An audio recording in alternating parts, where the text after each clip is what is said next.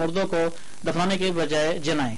پھر بھی میں اپنے مسلمان بھائی کا بہت مشکور ہوں ٹی خان کا بالخصوص طور پہ جو ابر قبرستانوں میں ہمارے مردوں کو دفنانے کی پرمیشن دیتے ہیں.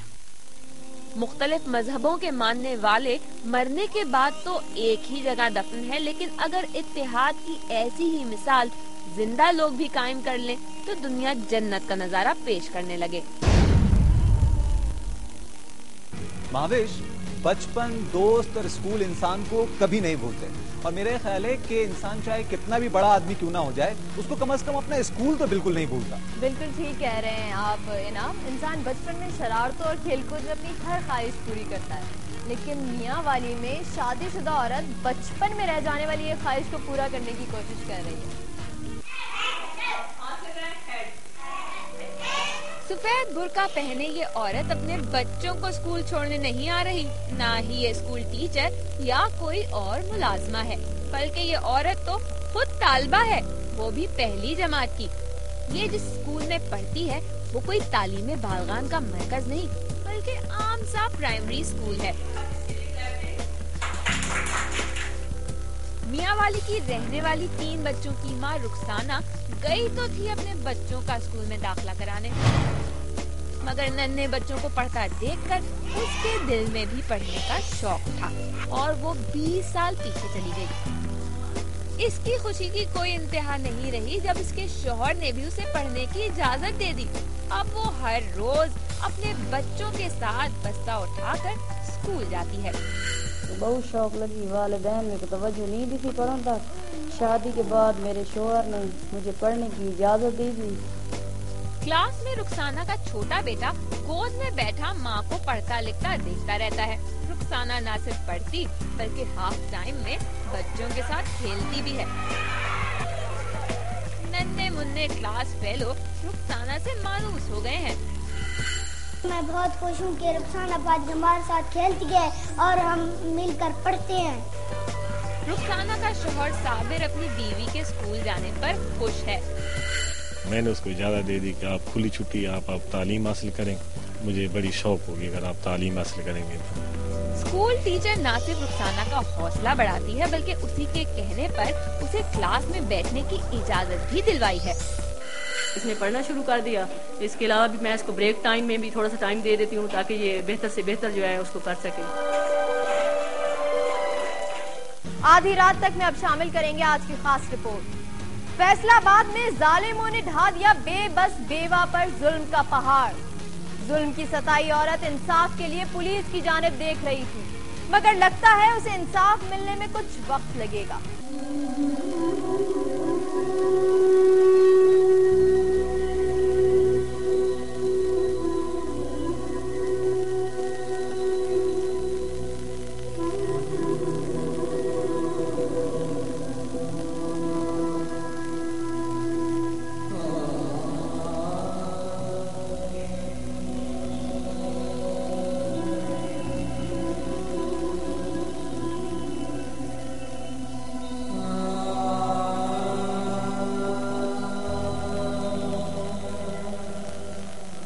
یہ ہے فیصل آباد کا محلہ سلیمانیہ کالونی. اس محلے میں یہ ہے ایک غریب بیوہ کا گھر. اس گھر کے در و دیوار کو دیکھیں، یہاں پھیلی اداسی پر تو ذرا غور کیجیے. بجلی کا اکھڑا بورڈ اور چند برتنوں پر مشتمل یہ باورچی خانہ بیان کرتا ہے اس خاندان کی غربت کی داستان.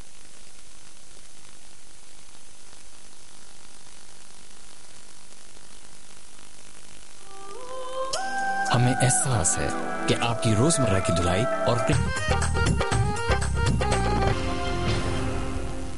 آدھی رات تک میں ایک بار پھر خوش آمدید. 26 دسمبر کی رات بھی ندیم دوستوں کے ساتھ سنوکر کھیلنے گیا، مگر وہ رات ندیم کی زندگی کی بھیانک ترین رات بن گئی. سنوکر کلب میں ندیم کے ساتھ کیا ہوا، یہ بات اب تک ایک راز ہے.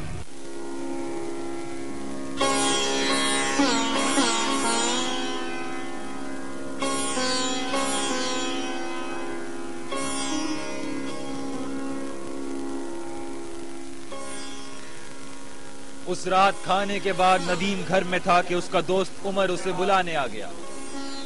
ماں نے اسے بہت سمجھایا مگر وہ یہ کہہ کر گھر سے نکل گیا کہ تھوڑی دیر میں واپس آ جائے گا۔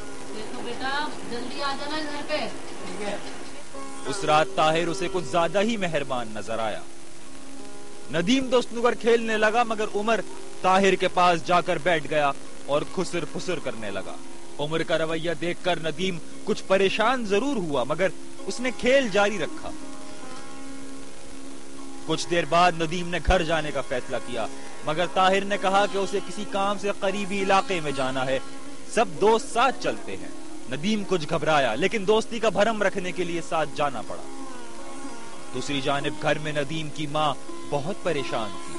محبت کی ماری ماں رات بھر بیٹے کی راہ تکتی رہی۔ وہ کبھی بستر پر کروٹ بدلتی، کبھی دروازے پر جا کر سنسان راہوں کو تکتی۔ ندیم کے بھائی اسے ڈھونڈنے نکلے مگر کچھ پتہ نہ چلا۔ بیوہ ماں کی پریشانی بڑھتی جا رہی تھی۔ اس پر یہ رات قیامت سے کم نہ تھی۔ طرح طرح کے وسوسے اسے پریشان کیے جا رہے تھے۔ اسی دوران رات کا اندھیرا ختم ہوا اور سورج نے اپنی کرنیں ہر طرف پھیلا دی۔ ندیم کی ماں کی حالت اب بھی ایسی ہی تھی کہ اچانک گلی میں کچھ شور ہوا۔ یہ شور کیسا تھا؟ لوگ اکٹھے کیوں ہو رہے تھے؟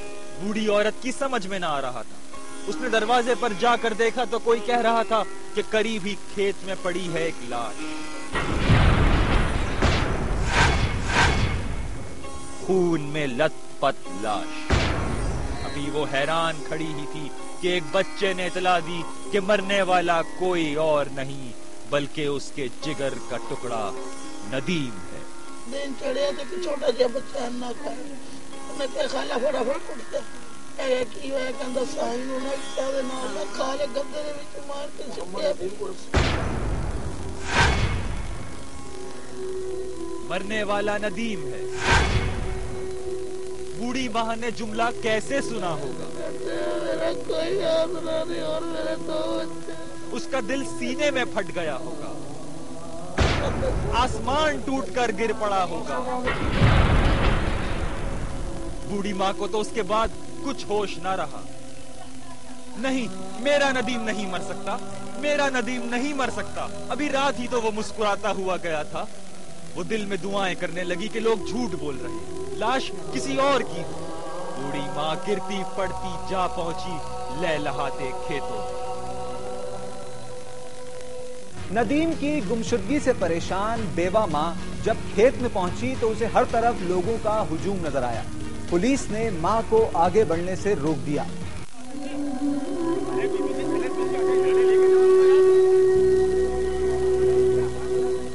پولیس والے ندیم کی ماں کے راستے کی دیوار بن گئے مگر اسے کسی دیوار کی پرواہ کہاں تھی۔ آخر پولیس والے بھی راستے سے ہٹ گئے اور پھر بوڑھی ماں نے وہ منظر دیکھا جسے شاید وہ مرتے دم تک بھلا نہ پائے گی۔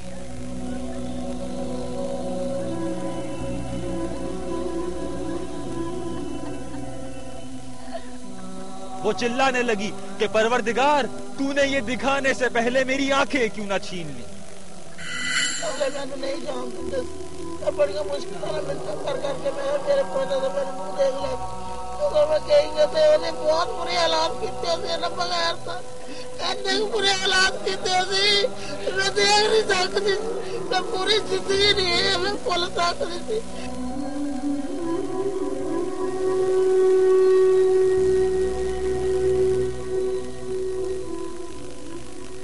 بوڑھی ماں نے دیکھی اپنے بیٹے کی لاش۔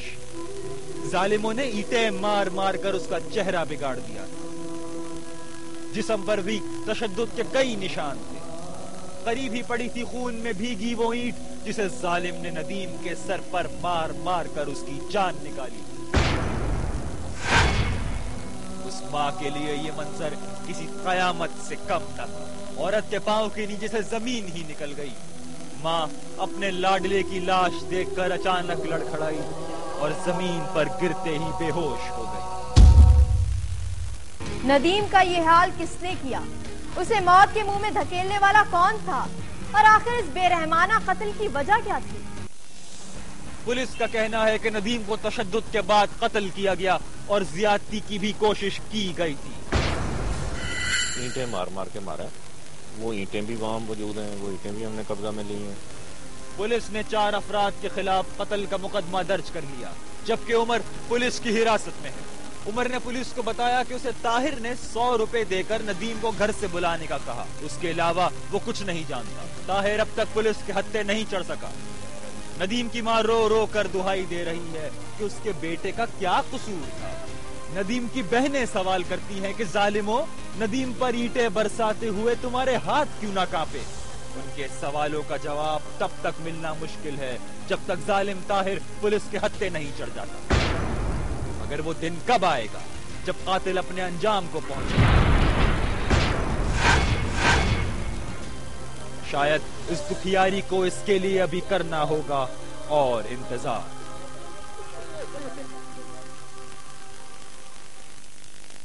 आधी रात तक में अब वक्त हुआ है आधी रात के लाइव का। लाइव में हम आपको ले जा रहे हैं लारी अड्डा सरगोधा, जहां मौजूद हैं हमारे नुमाइंदे नदीम खान बलोच। जी नदीम, इस वक्त सरगोधा से दूसरे शहरों को जाने वाले कितने मुसाफिर लारी अड्डे पर मौजूद हैं? जी नाम, ये सरगोधा का लारी अड्डा 1976 में कायम हुआ था और इस वक्त जो है बहुत से मुसाफिरों की तादाद जो है खुले आसमान के नीचे यहाँ पे मौजूद है जाने के लिए। और बदकिस्मती से इस लारी अड्डा पर ना तो कोई बैठने का इंतजाम है, ना कोई मुसाफिरों के लिए सहूलत का कोई ऐसा इंतजाम है। बहुत से मसाइल हैं यहाँ पे, आप देख सकते हैं इतने लोग, इतने मुसाफिर इकट्ठे हुए हैं, लेकिन यहाँ पे कोई भी बुनियादी सहूलत नहीं है। लाखों करोड़ों का टैक्स जो है गवर्नमेंट को ये ट्रांसपोर्टर अदा करते हैं, लेकिन इसके बावजूद भी इनको जो बुनियादी सहूलतें हैं वो फराहम नहीं की जा रही। अच्छा नदीम, ये बताइए कि किस किस्म का लारी अड्डा है जहाँ ना बैठने के लिए कोई सहूलत है, ना वहाँ पे लोगों को कोई शेड्स प्रोवाइड किए गए हैं। ये किस किस्म का लारी अड्डा है? वहाँ पे कोई इंतजामिया इस सिलसिले में क्या कर रही है? इंतजामिया इस सिलसिले में पैसे ले रही है, करोड़ों रुपए का टैक्स ले रही है। 5 करोड़ रुपए का जो सालाना टैक्स है वो इस अड्डे की आमदन है जो ये लोग देते हैं, और 1 रुपया भी इन लोगों के ऊपर ही लगाया जाता। हमारे साथ ये मुसाफिर मौजूद हैं, इनसे हम पूछते हैं कि ये जो इन्होंने सफर करना है तो ये किन मसाइल से दो चार है। ये बताइएगा, आपने जाना है, आपको यहाँ बैठने की जगह? जी यहाँ जगह भी नहीं है और मैं जोराबाद जाना है। मैं अभी शहर में 1.5 घंटे से खड़ा हूँ, उधर ट्रांसपोर्ट नहीं जा रही है। अब मैं किराया भर के यहाँ जोराबाद जाने के लिए नए लारी पे खड़ा हूँ, जबकि शहर से इधर आना पड़ता है। बहुत तकलीफ है। इनाम ये बता रहे हैं कि इन्होंने जोराबाद जाना है और जोराबाद शहर से इतना किराया यहाँ से सरगोधा से जोराबाद का नहीं है, इतना शहर से ये भर के किराया भर के यहाँ अड्डे पे आए हैं। अच्छा ये बताइए कि जब वहाँ पे किसी किस्म की सहूलियात मैसर नहीं है तो क्या मुनासिब तादाद में गाड़ियाँ तो कम से कम मैसर हैं या वो भी नहीं है? जी गाड़ियाँ तो हैं, गाड़ियों की बिल्कुल सहूलत है, लेकिन गाड़ियों का जो अड्डा है वो शहर से बहुत दूर है। मतलब इतना दूर है कि लोगों को इतना किराया भर के दूसरे शहर में जाने पे इतना किराया नहीं लगता जितना किराया भर के यहाँ आना पड़ता है। इनका जो मुतालबा है, ये जो यहाँ के ट्रांसपोर्टर हैं, जो ये मुसाफिर हैं, ये सवारियाँ, ये कहती हैं कि हमें ये सहूलत दी जाए कि हम शाम के वक्त जो गाड़ियाँ हैं वो शहर से गुजरी जाए ताकि हम आसानी से गुजर सकें। और इतनी दूर जब जो हम आते हैं, शहर से बाहर आते हैं, चोरी डकैती की वारदातें होती हैं, रिक्शों के किराए भरने पड़ते हैं, वैगनों के किराए में भरने पड़ते हैं और फिर हम इस अड्डे पे पहुँचते हैं। तो अच्छा ये बताइए कि ये जो गाड़ियां हैं ये तो प्राइवेट गाड़ियां होंगी, क्या ये मुमकिन है कि इन पे कोई हुकूमती जो इंतजामिया है वो उन पे कोई असर रसूख रखती हो? क्योंकि अक्सर औकात होता ही है कि इनके किराए जो हैं वो मालिकान खुद ही बढ़ा देते हैं और इसी तरह से मुसाफिरों को तंग किया जाता है। नहीं, बिल्कुल इसके ऊपर हुकूमत का चेक एंड बैलेंस है। ये आरटी सेक्रेटरी जो इनको चेक करता है, ट्रैफिक का सारा इनके ऊपर निजाम है और ये बकायदा टैक्स अदा करते हैं। इनको फी गाड़ी जो है ये 20 रुपए है, ये गवर्नमेंट को टैक्स देते हैं। और ये जो अड्डा जो आप ये अड्डा मेरे पीछे देख रहे हैं, ये 1976 में जो अड्डा बना है, ये अपनी मदद आपके तहत बना है। इसमें आपको मैं जो अभी आपको इसमें दिखाता हूँ कि इसके जो हालात हैं इसके मुसाफिर खाने के, आप देखेंगे तो आपको ये अंदाजा हो जाएगा कि लोगों को यहाँ पे कितने मसाइल हैं। मैं अभी आपको इसके मुसाफिर खाने में ले जा रहा हूँ, जहाँ पे ये देखेंगे आप कि आपको ये मुसाफिर खाने से अंदाजा हो जाएगा कि यहाँ पे लोग जो इस वक्त इस अड्डे पे मौजूद हैं, करोड़ों रुपए का फंड अदा किया जा रहा है गवर्नमेंट की तरफ से, करोड़ों रुपए जो है वो दिए जा रहे हैं गवर्नमेंट को। लेकिन यहाँ पे देखें ये मुसाफिर खाने का हाल है, यहाँ पे ये देखिए फैमिली कैसे बैठे हुए हैं, कोई बैठने की जगह नहीं है। ये बताइए कि जो आप करोड़ों रुपए का फंड आप कहते हैं और टैक्सेस जो अदा किए जा रहे हैं गाड़ी मालिकान की तरफ से और फिर मुसाफिरों की तरफ से, ये तमाम का तमाम पैसा आखिर चला कहाँ जाता है? ये इसमें देखें जी टीएमए वसूल करती है। पहले ये टीएमए के पास था, अब ये 1 साल से आरटी सेक्रेटरी का महकमा है, आरटी सेक्रेटरी जो है इसको वसूल करते हैं। लेकिन ये हालात आप देख लें कि ये 5 करोड़ रुपए आमदन देने वाला ये अड्डा है और इस अड्डे पे ये देखें बैठने की जगह और ये लोग देखें किस तरह जो है, ये जो मुसाफिर जिन्होंने सफर करना है, ये देखें ये कहाँ पे सो रहे हैं। आपको ये आधी रात में ये अंदाजा हो जाएगा کہ یہ لوگ کس طرح مطلب यहाँ ये मुसाफिर खाना देखें और ये सारा जो कुछ भी है ये यहाँ पे इन्होंने अपनी मदद